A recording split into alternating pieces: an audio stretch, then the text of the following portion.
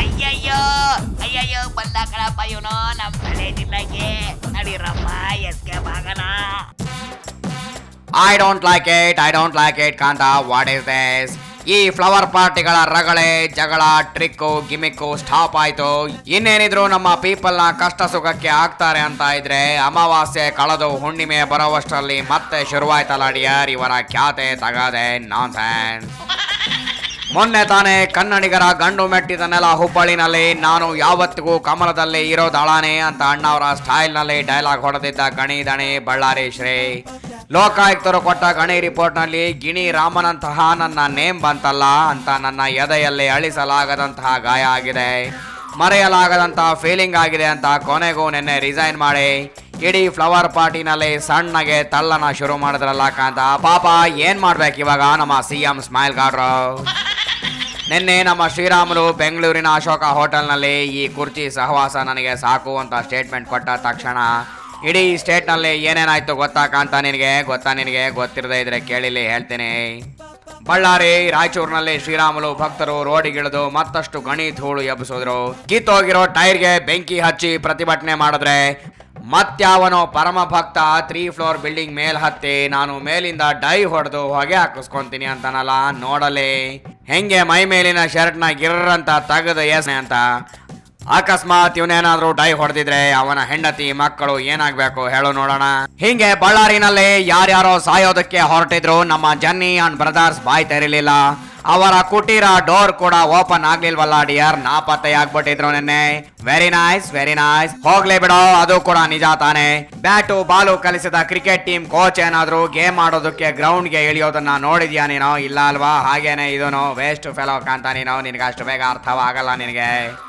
ಇವತ್ತೇನಾದ್ರೂ ಗಣಿ ಧಣಿ ನಮ್ಮ ಜನ್ನಿ ಹೊರಗೆ ಬರಬಹುದು ಅನ್ನೋ ಅಷ್ಟರಲ್ಲಿ ಬೆಳಗ್ಗೆನೆ ಈ ಚುಮ್ಮು ಚಳಿಯಲ್ಲಿ ಬೆಚ್ಚಗೆ ಮಲಗಿರೋ ಅವರನ್ನ ಆಂಧ್ರ CBIನವರು ಎಬ್ಬಿಸಿ ಎತ್ತಾಕೊಂಡು ಹೋಗಿದ್ದಾರೆ ಓಬಳಾಪುರಂ ಮೈನಿಂಗ್ ವಿಷಯಕ್ಕೆ. What is this? ಏನೇನಾಗುತ್ತೋ ನೋಡೋಣ.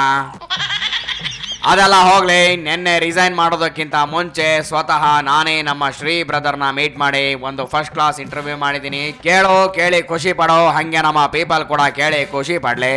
ನೀವು ಯಾವ ಛಲ ಇಟ್ಕೊಂಡು BJP ಕಾರ್ಯಕರ್ತ ಆದ್ರಿ ಅಂತ ಪ್ಲೀಸ್ ನಮ್ಮ ಪೀಪಲ್ಗೆ ಸ್ವಲ್ಪ ಹೇಳಿ, ಅವರು ಖುಷಿ ಪಡ್ಲಿ. ಹೇಳಪ್ಪ.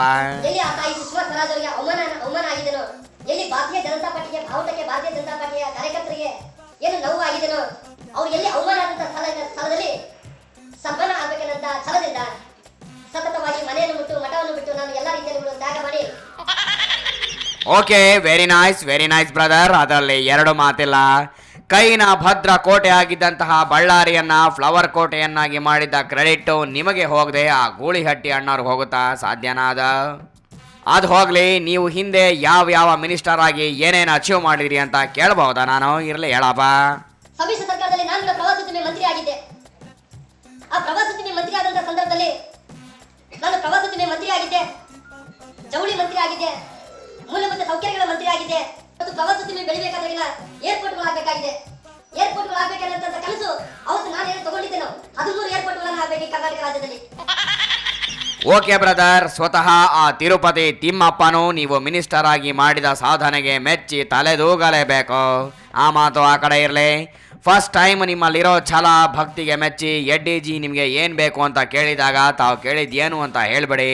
ನಾವು ಕೊನೆಯದಾಗಿ ಕೇಳಿ ಕೃತಾರ್ಥರಾಗ್ಬಿಡ್ತೀವಿ.